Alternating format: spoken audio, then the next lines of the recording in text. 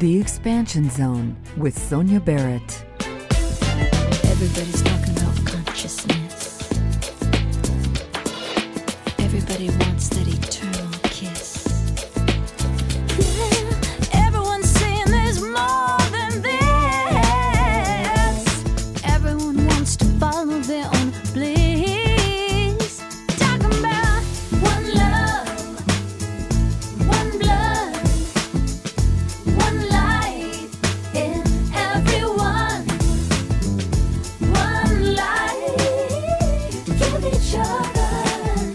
We are sisters and brothers. We sing Om Shanti. On the Expansion Zone, we examine life and our quest to understand who and what we are and of the vastness of human potentials.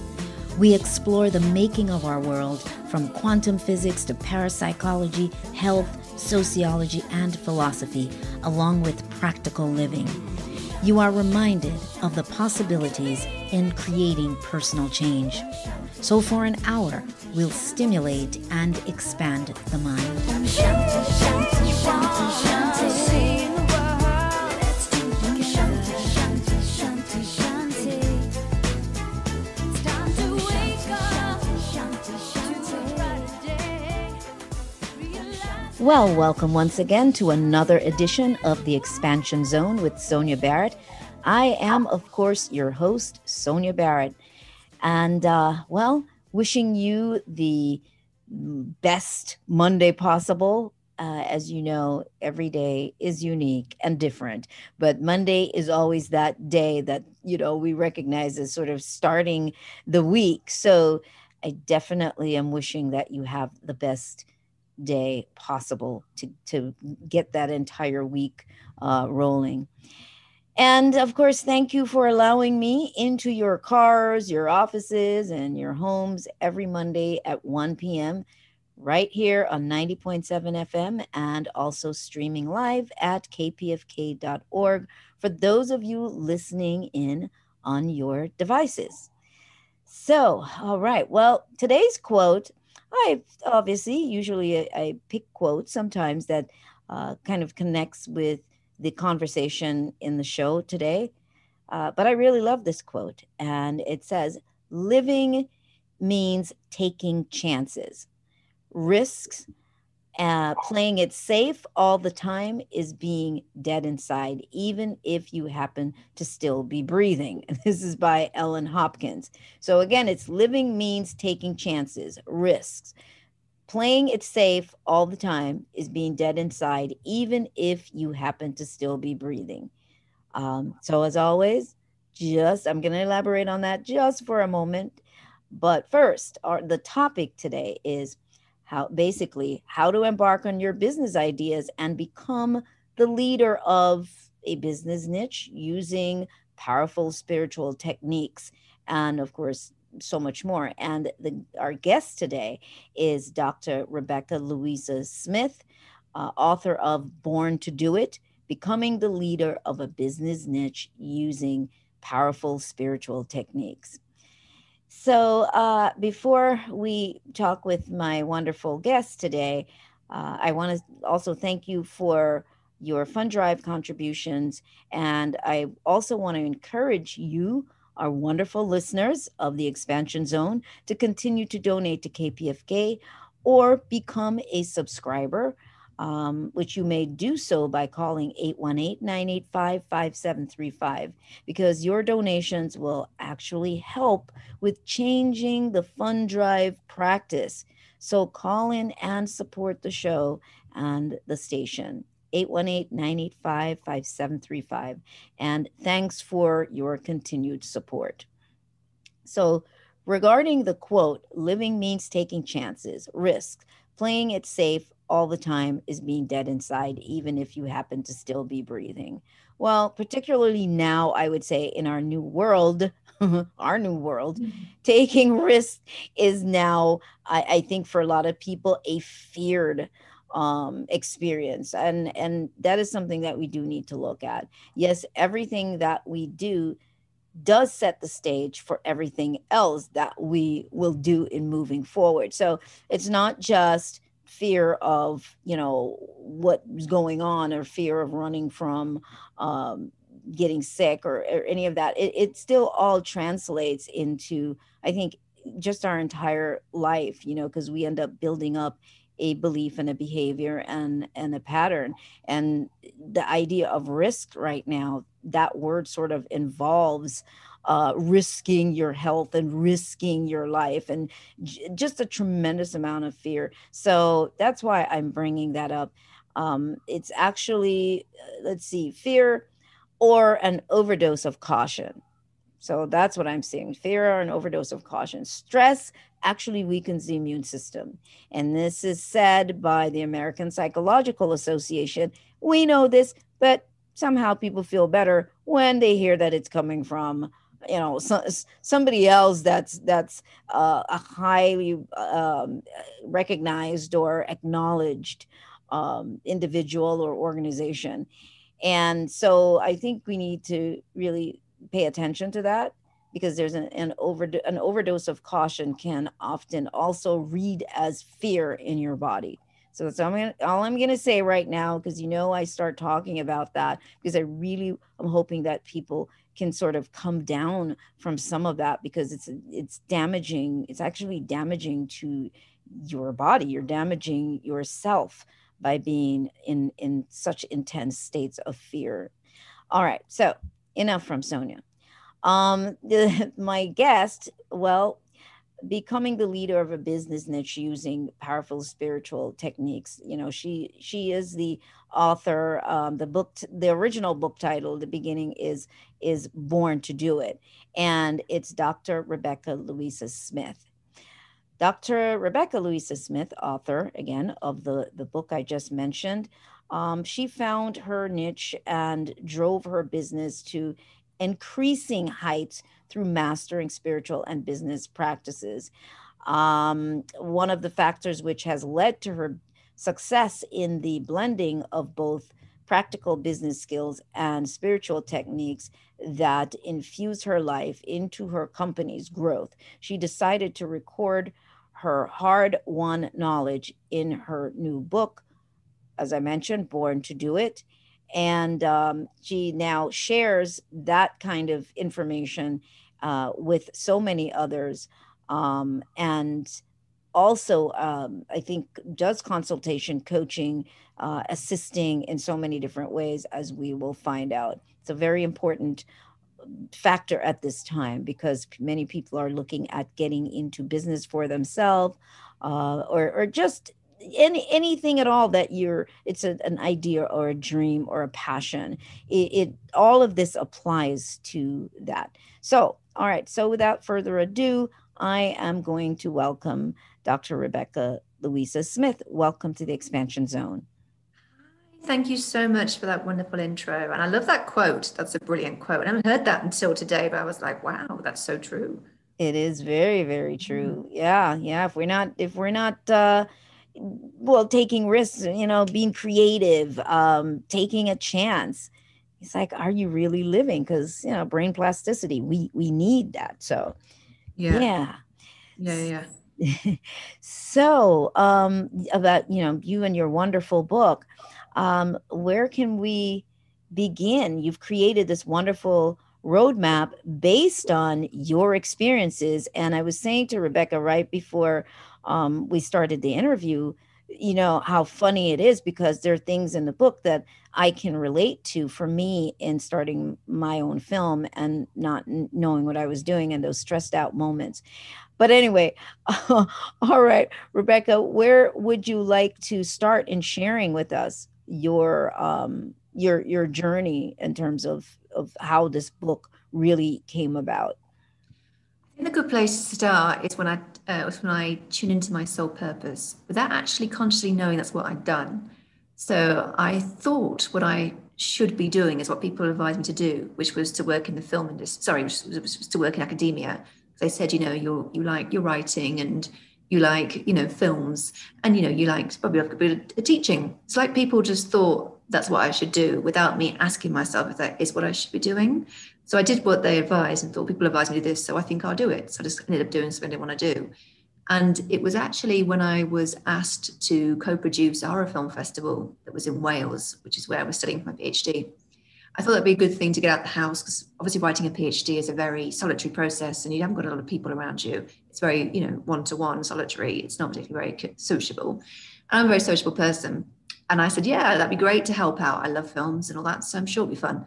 And that hobby and that distraction from the PhD, when I started to do it, I thought, hang on, I'm finding a shift in myself. I think I'm changing. I'm becoming more alive. I'm actually myself and I'm doing something that I actually love. But I thought, hang on, maybe it's just because it's a hobby. It can't be something I can do for a career, can it? And it's too enjoyable. Too enjoyable. You're right. I was just like, this obviously is like, it's a hobby, but things started to change. And then when I asked filmmakers what they liked about festivals, they all loved them, but they all said that we don't know who to turn to get our films into festivals, because we don't know how to strategize. We don't know who to ask. There's nobody around we can see. We're just, hoping for the best and chucking it in left, right, and center to a festival without no idea. So I thought, oh, there's a business here and I can do that because I know what festivals want through traveling the circuit and knowing what people tend to program at festivals. I think I can do this. I think I've got this gift in me to help them. 10 years later, we have one Oscar nomination down the line and loads of awards. Then it was true. And it was tapping into my soul purpose, like totally unconsciously. But that was the starting point to how the book came about as well, because then I wanted to share this with people, to tell them that it's very important. They mustn't do a job they don't like, because they can actually lose creativity. And they weren't put on this earth to do that job. So they need to do what they should be doing. And it's important to tune into that and do your own business, because you can't rely on other people nowadays with the pandemic. You've got to fend for yourself. Yeah, but I think one of the things here that you said, that is so true. When you said people were telling you or advising you what they think you should do. And that I think is so common. That happens especially in younger people in college, or even before they enter college. Parents and sometimes other people meaning well, the person doesn't really know what they want to do yet. But in our society, it's like you feel responsible, or like you have some sort of a commitment to meet in knowing what you want to do, even if you don't. And so somebody suggests something, mm-hmm. and you're sort of off and running. It's like, oh, okay. If that's what you think, then maybe you're right. Maybe I should go ahead and do that. Yeah, absolutely. Yeah, no. And it's weird when people think what you should do, when really only you that knows that.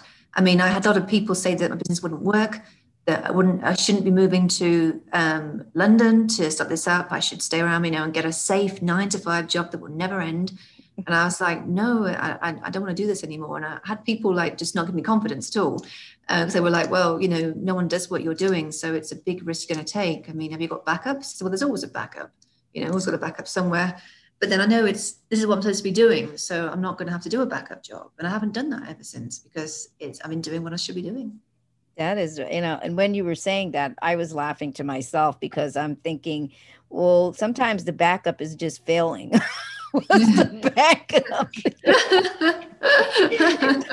The backup is just falling flat on your face. Exactly. It's like this ain't working. And when you're in your heart, like I remember when I moved to London, I had, obviously with my business, it wasn't obviously fully fledged like it is now, but I was having to do temporary jobs. I did it part-time. And then I did think, should I have to get a full-time job and then just do the business in the weekends? But I didn't have to do in the end. I remember going to interviews that were for like full-time PA work. So I'm a PA, the background's a PA. And I like PA work, but obviously there's only so far you can go with being a PA. So I was like, well, I'm kind of done enough of it now, I think. So I don't really want to go back to it. But then I thought, well, if I had to, I would. So I went to these interviews and my heart was not in it. I remember having the interview and I was just not interested, and it was obvious. And these were like, the BBC, which is a big company in UK. Oh, yeah. So they wanted to see me because they see the qualifications, and I was like trying to get interested, but it wasn't working. I had second interviews, but I was just like, oh no, and it's getting worse. But I was like, no, I don't think I should have it. And the day I put it out there to myself that I didn't want it. And then it gave me more time doing part-time work on my actual business. So it was really nice having like 3 days a week, just doing a temporary job, and then working on the business 24/7 around that. And also in the days I had off and the weekends. And I loved it. And it was an interesting experience, because when I was doing the temping job, you know, it wasn't particularly very interesting. But then, you know, when you have a quiet moment, I could look at my inbox for my business. I'd be like, oh, there's opportunity here, and I'd be excited. But my heart obviously wasn't in a temping job, but it wasn't supposed to be. And that served its purpose. But you just know. I mean, it really is now, when you listen to that voice, you know, I'm not going to ignore this because I don't want to be doing it. You accept the truth of how you're feeling. Yeah. I think it's really what it comes down to. And I think that's a question people have to ask themselves is, can you accept the truth of how you're really feeling? Because sometimes there's guilt. People feel guilty, you know, feeling that way. Oh, because everybody says, well, you have such a great job, and, you know, why would you want to give it up? It's all of that insanity. Exactly. And the whole thing about like comfortable jobs don't exist anymore. I think since the pandemic began, you know, loads of people have had to change jobs, redundancies, you know, now they're doing what they want to do. I think it's a good time with the book, because when this whole book came together, it was during the pandemic. Well, I mean, I'm in the pandemic now, but I mean, during the lockdown. I was living in the UK at the time, and my schedule normally is literally every day I'm doing something, an event, a festival. Obviously, London's got all the stuff going on. There's always something happening in a festival and traveling on a plane or whatever.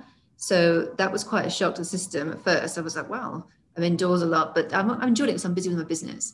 Then I had time in the evenings, and I thought, I'm enjoying watching, you know, like catching up on some films and stuff, and watching film festivals online. But then when I did this long interview for an Indian magazine, and the publishing company read the interview, and she was like, oh, have you ever thought about writing your own story? And I said, no, never.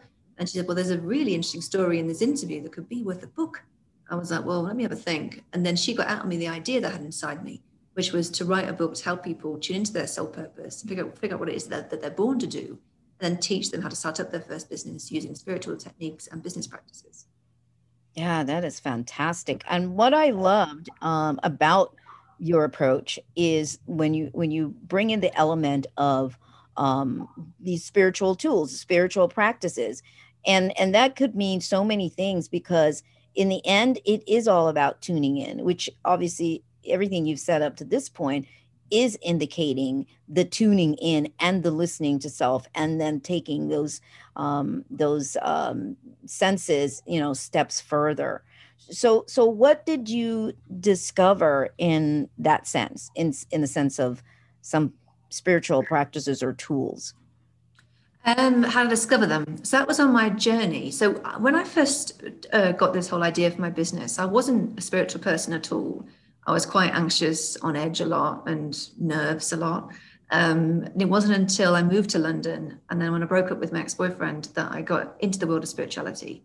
Yeah, that usually does that. Usually does that, yeah. I was like, wow, this happened unexpectedly. And I remember I was in a tough time with it. And a friend of mine said, oh, you should speak with a spiritual counselor. I was like, oh. And he introduced me to like the Doreen Virtue world of her angel books and her cards. And I was like, oh, this is interesting. And then I learned then how to co-create with the universe, manifestation. And that's actually when I got interested in cosmic ordering. And I found out what that was and how to co-create. So all these spiritual practices that I'd never heard of, I actually got introduced to, and it helped me figure out how to deal with the situation, get my head around it, and also focus on me and self-healing.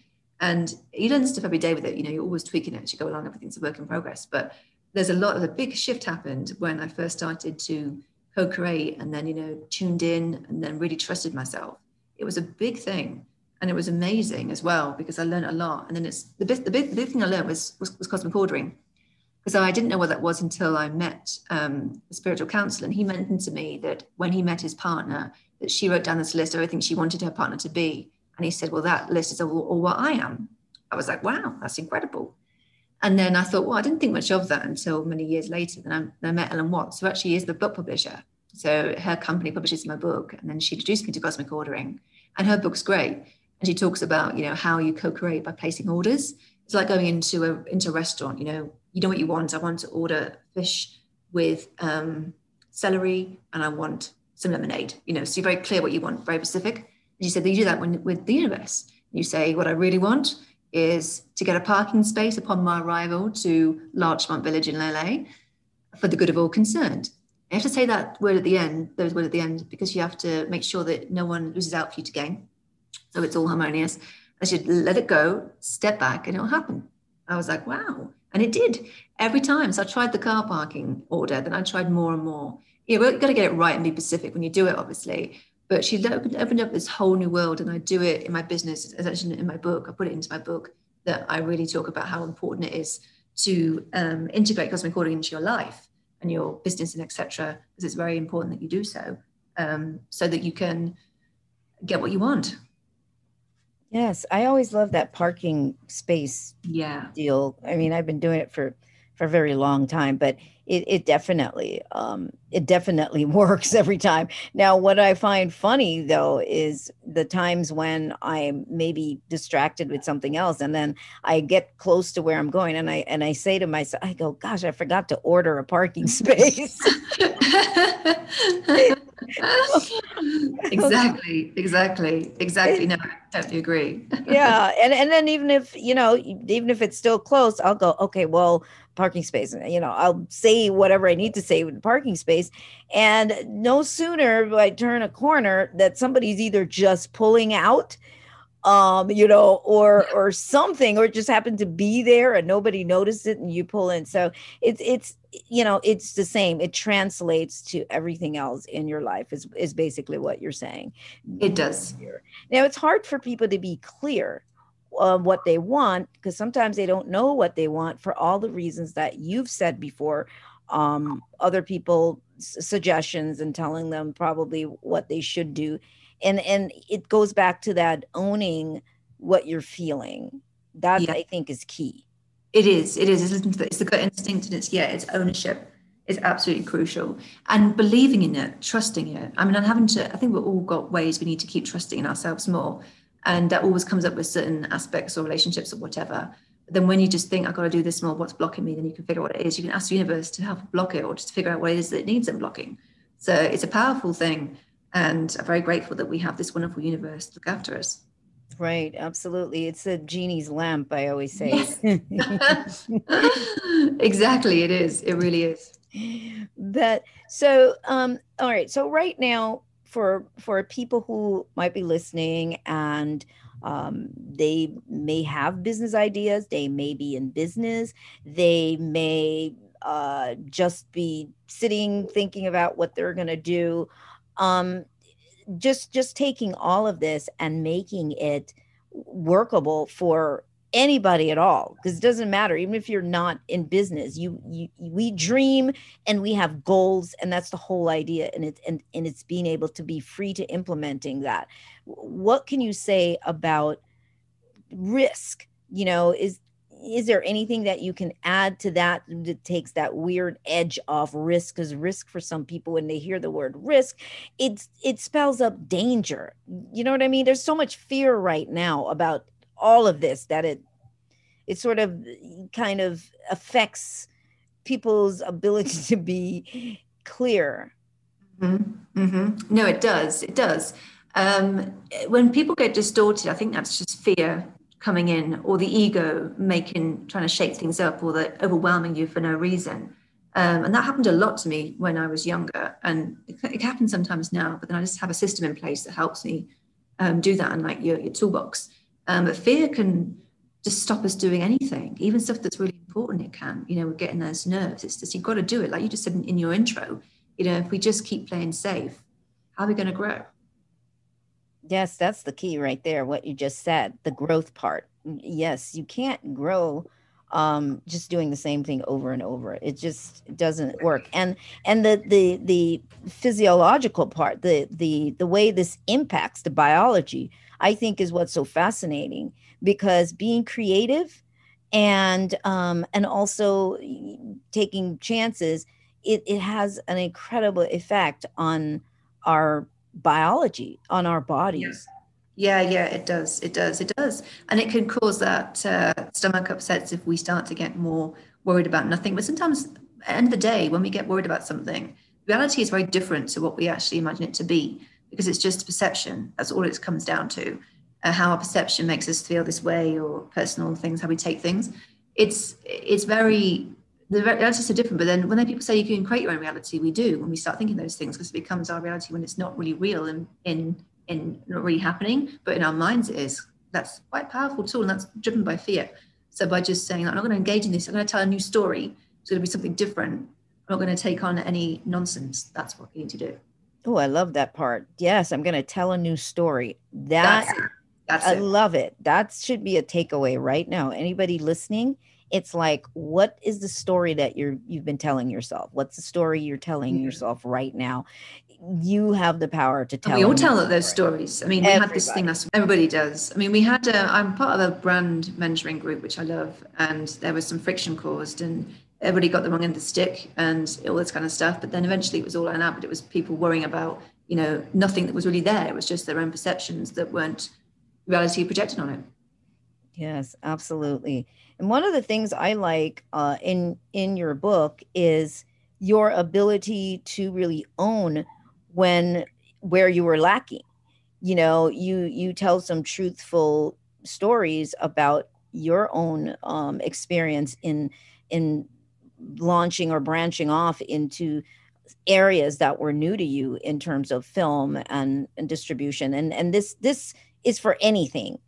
But the fact that you were able to go, you know what, man, am I deficient in this area, whether it be in the people that you needed to know, the contacts that you needed to have.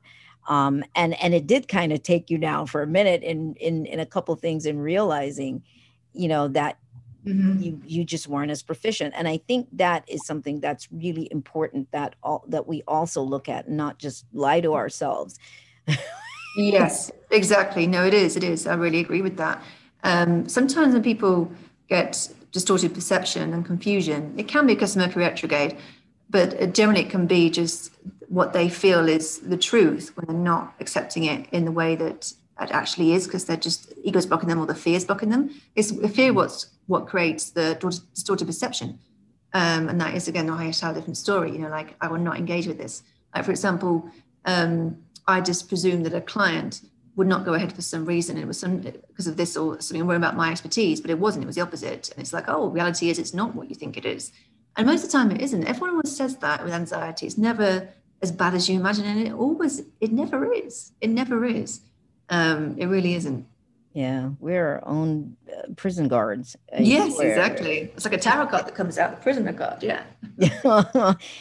It is. But yes. And, you know, when she was telling this particular story, I was telling her that I could relate to that in realizing that there were some things that I was lacking in terms of working on a project, not just one project, but that one film project in particular, which was very hard because you're in so far, but you're realizing how deficient you are in certain areas of knowledge, and needing to take that chance and know that there's going to be a way, and either you're going to be introduced to somebody that's going to be able to help you with the rest of the information. But the bottom line of it is it's taking a risk.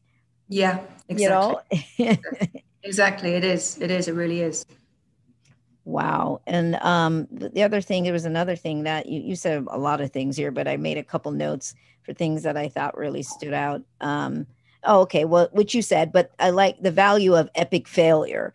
You know, that's powerful. The value of epic failure, and where that information, where that can lead you, how you can use that to take you into a more expansive story and experience.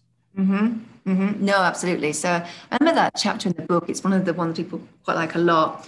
I remember when I was just trying to help my clients fix everything. I remember what I did was I kind of deviated from my sole purpose, and I just started to go off piste. I was trying to solve problems that I didn't have expertise in. So what my expertise is helping people get their films seen in festivals around the world and getting them distribution and around the world at film festivals. What I wanted to do, and another problem which filmmakers had, and they have it still now, is they want to get their film sold to make money back on the film for their investors and themselves. And that's a whole new world. Like the sales agent world is a really complex whole new world, and it's very, you need to have experience to do it right. And at the time I was like, yeah, I can do this for them. I can help them sell films. And I sold like one or two, but my God, it was a stressful, horrendous process. I didn't know where I was out of my depth. And I thought, oh my God, I'm doing the wrong thing here. And then I'm going to a meeting, And the filmmakers were asking all these things about marketing plans, what I would do, how I would do this, how I would do that. And I had no answers for them. And it was just felt like a fraud. It was like imposter syndrome. I just hated it. It was horrible. I was like, oh my God. I remember just sitting down in the meeting, just failing there. And I remember going home, crying myself to sleep. And when I woke up the next day, and I was like, no, I'm not going to do this anymore. I'm not going to go and do this route. I'm going to just stick to what I know best. And that worked. Then it was like a few years later, I was all like worried about it at first, but then I just let it go and thought, well, we tried it, but it's failed. And then a few years later, I met a consultant, and what he does is help people find the right sales agent for their film, which is what I wanted to kind of do. I said to him, I said, oh, wow, we can help my clients, and I can refer clients to you, because I've got loads of clients that want to find a sales agent for their film, and they need distribution. You work as a sales agent, you've got all the contacts, so you can help them. And to this day, he's sold loads of films. He's helped sell loads of films for our clients, got them distribution deals, the whole lot, and he's the right one. So when people say, can you sell the film? I go, not me. I'll refer you to my colleague who can help you find the right sales agent and work with him on that directly. And that's how it works. And they solve the problem. So I cancel offer it, but someone else, I delegate and give it to somebody else is the key thing, delegation. Yes, but I thought it was a great story, because if we can step out of our own way, if we can make that acknowledgement that, Yeah. okay, it's okay, that's not my expertise, but it's somebody else's expertise. And maybe it might not happen right then. And obviously you needed to just redirect to what you knew and were passionate about, and learn from all of that. And then the right moment came where you met this person and were able to partner. That's a great takeaway. Absolutely. And it was amazing just meeting him. I was like, you're a magician. I call him a magician in the book, because he is a magician. Like, he has all these problems, he can solve them all with the right expertise. And it's just amazing that I can help my clients and still to help them, but not take on all that stress. Like, I just remember the feeling of, like, not being able to say, like, I don't know, answering in a meeting with a client. And it's like, well, why do you call yourself a sales agent? It's like, well, exactly. So that was a big learning curve. But then people around me were like, don't worry about it. We all have some failure with businesses. And it's like, yeah, I'm trying everything, but it's not working. But, it's a journey and a half. But now, I know what to do and how to solve the problem with the clients. And also delegation is crucial. I was doing it all myself, and I had, like, John, my colleague, helping me, and he was great. But obviously, it was me having to do all the work, and I had no team with me. It was all really overwhelming and tiny. It wasn't going anywhere, and it was just too much. I mean, we did sell a few films, but it was very, very small money, because they had very tiny films that were people we didn't know were big people. Netflix at the time, or iTunes. So it was quite, a shock. But it just felt good when I could now say to my client, I can help you find an agent, but you just speak to my colleague and go from there with him, because he's affiliate. And it's so nice, because they're like, oh, great, we'll talk to the right person now, not to do it by yourself. Yeah, and it removes the pressure from you. And yes, I have absolutely been there. The delegating part is a major part of this, because entrepreneurs, a lot of times, yes, we're so used to having to grow our business from the ground up that sometimes you sort of lose the perspective that, wait a second, I can't grow any further unless I have other people to delegate to. And I had to learn, that I'm still learning that, but it's definitely can be a hindrance, can be a limitation. So we're going to take a break, and when we come back, we're going to dive into some other areas of this. And the delegation piece obviously was a big piece, and there's some power that's tied up in that too. So maybe we'll address that a little bit. All right, people, stay tuned. We are going to take a quick break, and we'll be right back shortly. And we are back. We're coming to you from KPFK 90.7 FM in Southern California, and streaming live at kpfk.org. You are listening to The Expansion Zone with Sonia Barrett, and that's me, your host, and my guest today, Dr. Rebekah Louisa Smith.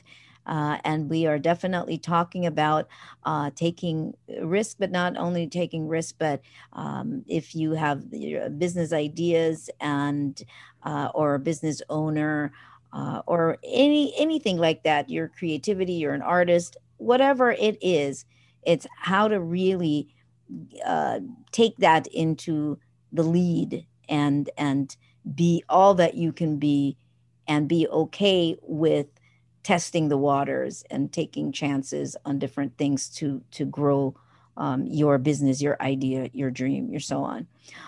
But I want to just go back real quickly to the delegation. And the reason why I'm picking that for a quick second is this. One of the things that I had to notice also with myself is, the need to control everything that I am doing. Okay, on one hand, that's great. But on another hand, it can really create some limitations there. So I think, it allowed me to start looking at those things in me, my need to control things. And is that limiting me by not being able to, open up and allow those ideal people to show up in my space to assist with whatever I'm working on. Do you have anything to add to that? Yeah, I mean, I remember one thing I always remember, I've never forgotten this question that my business coach, Ed J.C. Smith, asked me when I first met him. I was all over the shop and I had no system in place for my business. And I sat down and went, I did this, do that. And he said, well, how can you expect your business to grow when you're doing it all by yourself? And I just sat down and I was like, well, people only want to work with me. They don't want to work with my assistants. And he's like, well, they don't have to. You have to work with everyone in the same way. You can delegate and do behind the scenes. So since he said that, I was like, I didn't believe I had that. It just had to be me. No one else would work with me, just me. So they can still work with me, but I haven't got to do every single piece of work that can be done by my staff. So since then, I now have staff. So I mentioned I booked my staff, but I've got Sheila, who helps me create strategies for our clients with their films. I've got Victoria, who's my top level manager, and she does lots of great stuff for all of our clients' films, and Domenico also does quite a few of the projects too. So I've extra helped to delegate to and not take it all on myself. And I've also got Nicole, who helps me at events, and also she does find extra clients as well through getting the brand out there. And then I've got website manager and accountant, thank God. So, so they really help do all those things that I just cannot have no idea how to do. And I have the vision in my head, and I've got brand specialists who I speak with as well. So I've got people that I can do things with and ideas, so it doesn't have to be doing things wrong. So it really does help us getting advice and getting people to delegate to, and also interns. They really help a lot. And it can, still be a nice sized company and not have to have millions of people work for you, but people that know how to do the job and are efficient and efficient and competent is a key thing, and they have a passion for the business. Right, absolutely. And if being effective and efficient makes a big difference when you are not trying to do it all yourself. That's what I learned. You just can't be as efficient, I think, when you're the one person doing everything. It's somewhere along the way, has been my experience, something falls short. Yes, because you miss something. Mm-hmm. You miss something, and you can miss it easily when you take it on yourself, because it's just too much for one person to do. You have to have fresh pairs of eyes and to give you extra feedback and to give them more of their advice too. Now, what about people who are thinking, well, I get it, because that's usually how you get caught in that situation is, I don't have the money to pay for other people. And I think sometimes it doesn't really come down to the way we perceive it of how we're needing to pay someone. Mm-hmm. A lot of times there's other ways of making this exchange, this working together. Yeah, absolutely. No, it is. It's very different. Also, what's important is having that unity, just having ideas. Like I have this with the branding group I mentioned. We have a WhatsApp group, and we all talk about, things we're doing and wins and stuff, and how people support you and ideas that you share. And it's really important to have that, because you get more ideas for yourself, inspiration, and you see little minor things make a huge difference. Right. And in the book, it says here that in the book, Rebekah takes you on a journey to grow your business niche, energetically brand your business, mm-hmm. create a solid business infrastructure, and craft a strong sales pitch. Also implement cosmic ordering, which you talked about, manifestation and Feng Shui techniques in your business for maximum success, which we've had a classic Feng Shui practitioner, or what do they it's a little bit more than that. But yeah, she is a classic Feng Shui master, Yes. the word I should use. Yeah. And so we've talked about these things, and I think it's really fascinating because so many big companies actually do use these techniques to establish their foundation and to grow it. Yeah, no, they do. I mean, Feng Shui is essential to any business and any person's personal home. And when I met Marie Diamond, that's the woman that is a Feng Shui master. It was incredible because I thought I was doing all right with the business. I was there all chirpy, and I gave her my business card, and she was like, "Whoa, the energy is off with this logo and the color of yourself." And I was like, "What?" And then she said, "For one thing, the woman on your logo, she's got her back towards your company's name. It's like she's turning up, you're turning your back on your client subconsciously." I was like, "Really?" And she said also that there's no color in your logo. It's all black. It needs some kind of red or some kind of gold, like red carpet and gold. It's like abundance and awards and recognition. It's missing it all. No one can see you. And also in your clothing, you're wearing black. So it's not the best energy wise. I said, "I swear if we change this, it will work." I was like, "Oh, okay." So then I believe what she said, because when I saw her, she was all like, she had these amazing colors on, like she had teal clothing. She had, this gold on her, silver everywhere. She looked incredible. She stood out. Everyone drew towards her. I was like, well, maybe it does work. So I had a consultancy with her, and then she told me how to change the logo, which we did. And then my designer changed it really quickly, and it looked a lot better, and it just stood out more on social media and on my website, the whole lot. And then I changed the way that I looked, and I went from just black clothes. I got rid of all these black clothes from my closet, and instead it looks absolutely stunning, wearing pink and red that she advised, and white and ivory. And I thought, I do feel better. I feel like I feel like I'm alive.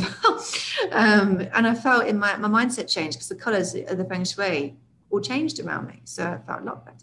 Wow, that is so true in terms of how we get stuck in. Because I remember going through, yes, a phase I just wear all black or whatever, or I'm in browns or whatever the case may be. You kind of are there. But what she pointed out, even with your logo, there's so many things that we do that it's so normal to us that we don't really notice that it's a reflection, because that's everything she said to you was indicating a reflection of your inner world, why you were dressing the way you were dressing, or why the logo looked the way it looked, or why there was lack of color. So I think this is the deeper part of it is, wow, I'm seeing the truth of the platform, my belief platform on which I've been standing. That's what that said to me when you were sharing that. Yes, absolutely. You're right. It really is. It's your true self. And your belief platform is crucial there because it is what you stand for. And like when I go to festivals, all my Instagram is me with bright clothing and pinks and whatever. And people are like, "Wow, you do really stand out," but not just in your colors, but as your aura and your energy. And it's like, yes, it's true. And it's through what Marie calls her abundant colors of the universe, how to access her quantum colors. And there's certain colors that you can wear and use that actually help you with your business and help you with yourself. And it's incredible. So, and I just didn't know that until I met her, and I'm glad I did, because my friend introduced me to her, and she said, "Oh, I can see there's someone here who's got a lot of potential, but it's blocked by just being so low energy." And I said, "I know that you're enthusiastic, but it's not right for the brand. You are the brand. And it's important that you make clear to that with your clothing and with your energy and your colors. This will make a big difference." And seeing her branding too, it's like, wow, this is really bright, beautiful gold. And, she does stand out. And it's not because of just what she knows, but her presence too with the colors just make her radiate. Wow. And everything that she understands or believes about herself, who she is, what her capabilities are shining through all of that. And so when you look at when you're doing maybe the opposite, like you said, the dull, the this, the that, not vibrant, your business is giving you precisely what the truth is of what you really think about yourself. Yeah, this is true. This is true. It is. It's a reflection. It's a mirror reflection. Wow. Yeah. Then, yeah. And we look at these big corporations, because I always love to look at that. These companies, that slap a logo on like cars. I'm always fascinated by those things, Mm. the Lexus, or Mercedes, or what's another one, Jaguar, but high end, was it Tesla? All these cars with these symbols, these logos, and clothing. I'm always fascinated that somebody thought themselves so important and what they had to offer, Mhm. that with such confidence these things are born, and then the public, we can't wait to have that because of what it symbolizes, you know. Exactly. Exactly. Yeah, exactly. It's true. It's true. It's very much so, without a doubt. So I agree with you on that one. And it feels great when you tune into that and you can see it and you see it more clearly. It's really, really good. Yeah, it changes everything. Now, let's talk about, and we have some time, we still have a few minutes left, but let's talk about what you provide. Say, if somebody says, man, I really love listening to Rebekah, and they're going to go and get the book, because they can get it on what platforms, I should say? Probably on all platforms, huh? Yep, absolutely. All platforms. Yeah, Amazon. .com and .co.uk and Kindle, and it'll be in bookshops very soon. But we're having just to work around the pandemic when everything opens to really get it at the right time. Right. And your website? Website is RebekahLouisaSmith.com. You can find out more about me in the book, and also Instagram is at Rebekah Film DR. Okay. Now, do you work one-on-one with people? Is it just for film? Because, people are listening, and maybe somebody says, I would love to connect further. What services do you actually offer to your clients? So those who want to get their films in festivals, then absolutely, we can do that for you, no problem. For those who want to work more one-on-one with me and really, figure out what their sole purpose is and to talk through the book and to figure out, how to get to grips with what they should be doing and how they implement that into their business and their lives, I do offer now one-to-one coaching. So we have half an hour sessions, 1 hour sessions, and we do them all via Skype remotely, and it works really well. All right, that sounds good. Yeah. Yeah, especially right now, right now with Yeah. people trying to figure out. Now is the perfect time. It, Yeah, without a it's doubt. perfect, because Perfect. this moment will pass. What's going on right now, it will change. And the Yes. thing is, I'm always saying, what's on the other side of that for you? You have an Mm. opportunity to right now just begin planning stages, initiate, instead of spending time wondering, what am I going to do, or when is this going to end? Maybe take that opportunity now to look at what some of those things are that you want to do. And like you've been saying, soul purpose. Yeah. And I do have a thing about soul purpose, because I do think sometimes people just lock themselves in, and sometimes that soul purpose, or what feels like that soul purpose, evolves into other things. Yeah. So yeah, so it's not limiting that, but finding out what brings me joy right now. Yeah, exactly. Yeah, that's the key thing. It is a very big thing. It's joy in every aspect, that you just feel that you're really are meant to be doing this for the rest of your life. And you'll know it soon. It comes soon enough. Give it a few weeks sometimes if you're just quite not sure, but let it sink in and just think about what it is that you'll wake up drawn to and what you could do for hours and not worry about how time passes with something that you're committed to and you want to do this for a long time. Yeah, and if your heart's not in it, because that was one of the things you said, is realizing what your heart's not in it. Exactly, exactly. I know that soon enough. That will be very clear to you. But yeah, you'll know it more than sooner rather than later. Yeah, and we talk about the heart so much, because so much is run through the heart, and you feel what you feel also in the body, in your belly. As you said, you get knots in your stomach when things don't feel right for you, and the stress that gets caused when your heart is not in it. All of these stress factors, I think, is Yeah, what we're talking about today. How do we eliminate that? How do we surrender to what our deeper self is trying to tell us and show us? yeah, That's key. that's key. Absolutely, without a doubt.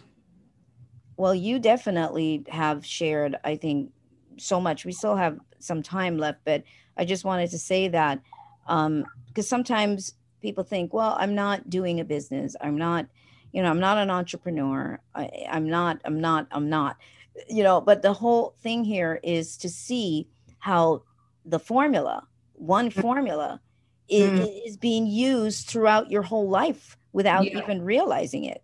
Yeah, no, absolutely. And that's the worst thing to do is when you are just in that routine and you're just feeling trapped. And sometimes you don't know you are trapped until you realize what you should be doing. And you just think, wow, I'm me, I'm alive, and my skin looks clearer and I'm glowing. That's a big telltale sign. Yeah, isn't that something? When you Yeah. just said that, it's like my skin is glowing. I mean, it's like your whole body, and I think we have to keep remembering that how the entire body responds Yeah, to how we feel. exactly. It's the body that tells you a lot. It's got a lot of messages in the body. If you listen to your body then and how you feel, then that's where you're going to be able to really get the answers. That's where it lies. It's like happy or sad, your Yeah. body is gonna tell you, and you can bring your own self down. As we said, you can be your own warden. You could be the one that's, holding yourself in a prison. And I know right now with the pandemic, I get it with the frustration. For me, my frustration is on a whole different level with with this. I'm not in fear. I'm just more frustrated because of what I like to do. And it's in a way, there's interruption. So, what I have to do is I find ways that will allow me to continue to support that feeling in me, that normal in me, to support that part of me so that I am not sucked in mentally Mm, to feeling disempowered. That's the word, to feeling disempowered. exactly. It's all about empowering and trusting your gut. Yeah, that gut comes up all the time. Oh, yes. That gut comes up all the time. Now, is there anything else that you would like to um, share? We have 3 minutes or so left, but anything else you'd like to throw in that maybe we didn't cover, just for more encouragement? I'd love all the listeners to buy a copy of the book and to share with me their story and tag me on Instagram or email me and tell me your response to the book and how it helped you. And if anything else doesn't help you, then I will give you advice for free. So please share all your thoughts with me. And I would love for you to share your stories. And I'll put them on Instagram and I'll give you feedback. I'd just love to hear from you.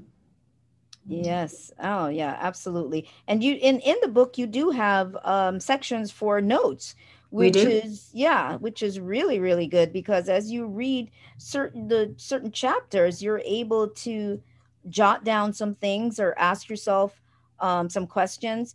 And Yep. even with what Rebecca said a little bit ago when she talked about the clothing and the what you're wearing and the colors, what she was experiencing, it for a moment there did make me step back Mm, and examine for a quick moment myself because I've had those moments where I'm caught in a particular color.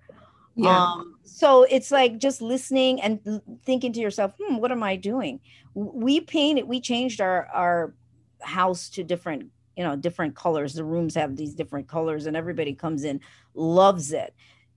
But it's all of those interesting things that you do during this lockdown, what feels ideal, what feels right, what feels experimental and fun. Yeah, exactly. That's what you need is what your heart tells you. Wow. All right, so one more time, your website. RebekahLouisaSmith.com. RebekahLouisaSmith.com, and this information is going to be available on her profile page on the expansionzone.com website. So you'll be able to go and find that information there in the event that you wrote down the name incorrectly or just didn't get to write it down at all. You'll be able to click on that link and then go check out her website and her work. I do encourage everybody to get this book. It is really an excellent book and it's an easy read.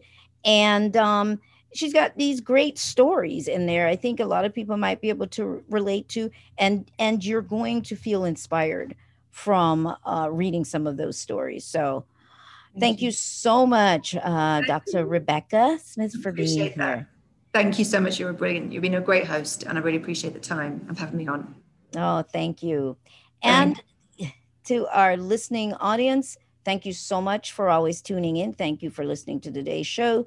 Thank you to our engineer, D'Angelo Jones. And please do visit theexpansionzone.com for the archive and for just everything, for a list of all the upcoming guests and so on. And subscribe to our newsletter on the website. Please subscribe, and to our YouTube channel as well. To find out more about me, do visit therealsoniabarrett.com, and you'll know about the free monthly Reality Wednesday teleconference that happens the first Wednesday of every month. Would love to have you there. If you've never participated, do check that out. As always, I do like to remind you to live life to its fullest and question everything. Until next time, see you then.